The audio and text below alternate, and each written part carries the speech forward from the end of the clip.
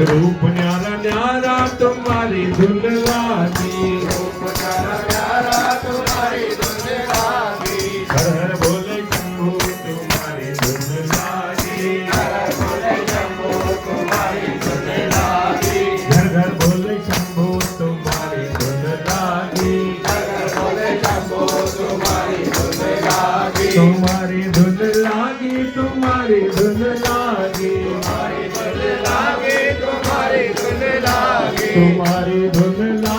तुम्हारी दुल्हा की, तुम्हारी दुल्हा की, तुम्हारी दुल्हा की,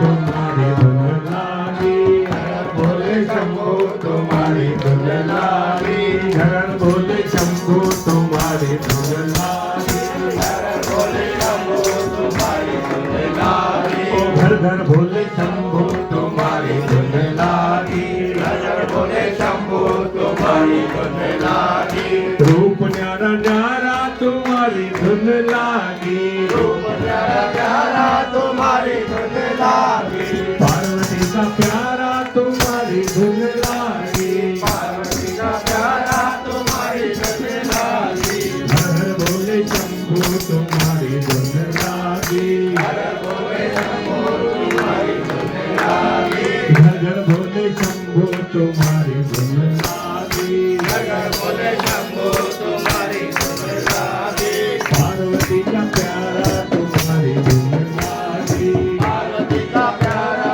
तुम्हारी दुल्हा की, ओ रूप न्यारा न्यारा तुम्हारी दुल्हा की, रूप न्यारा प्यारा तुम्हारी दुल्हा की, रूप न्यारा न्यारा तुम्हारी दुल्हा की, रूप न्यारा प्यारा तुम्हारी दुल्हा की, हर हर बोले शंभू तुम्हारी दुल्हा की, हर हर बोले शंभू तुम्हारी दुल्हा की, घर घर बोले शंभू तुम्हारी दुल्हा की। घर घर बोले शंभू तुम्हारी दुल्हा की।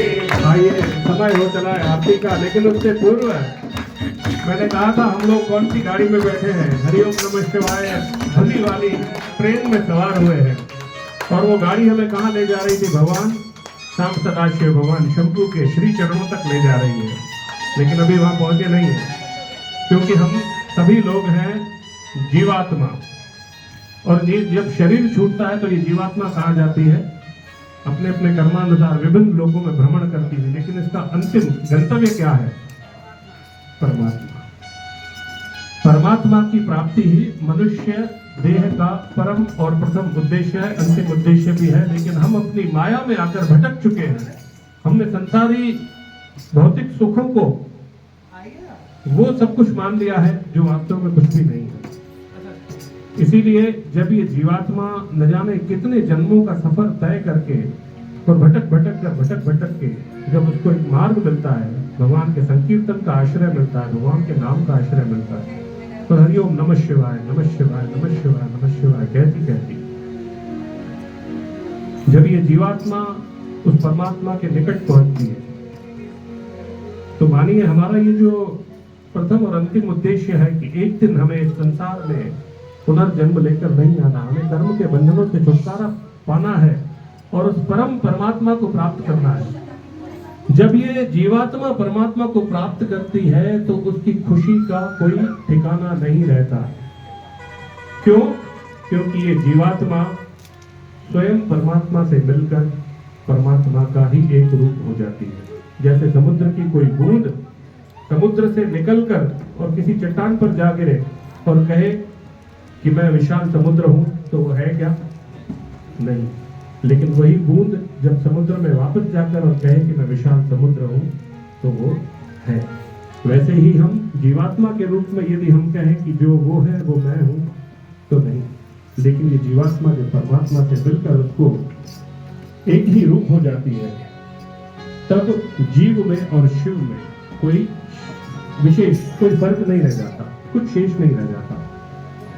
और जब ये जीवात्मा परमात्मा का ही रूप बन जाती है, तो आत्मा क्या कहती है? जब आत्मा ने परमात्मा को प्राप्त कर लिया, तो फिर ये आत्मा क्या कहती है? उसकी खुशी का कोई ठिकाना नहीं रहता। आप और हम भी उसकी खुशी का कोई ठिकाना न रखें और आज समझ लीजिए कि हमने और आपने वो परम पद प्राप्त कर दिया है जिसके बाद संसार में ब्रह्मांड में कुछ भी शेष नहीं है। तो ये आत्मा क्या कह रही है, सभी मेरे साथ साथ कहेंगे, शिवोहम शिवोहम सच्चिदानंदोहम, शिवोहम शिवोहम सच्चिदानंदोहम, शिवोहम शिवोहम सच्चिदानंदोहम, शिवोहम शिवोहम सच्चिदानंदोहम, शिवोहम शिवोहम सच्चिदानंदोहम, शिवोहम शिवोहम सच्चिदानंदोहम, शिवोहम शिवोहम सच्चिदानंदोहम, शिवोहम शिवोहम सच्चिदानंदोहम, शिवोहम शिवोहम सच्चिदानंदोहम, शिवोहम शिवोहम सच्चिदानंदोहम, शिवोहम शिवोहम सच्चिदानंदोहम,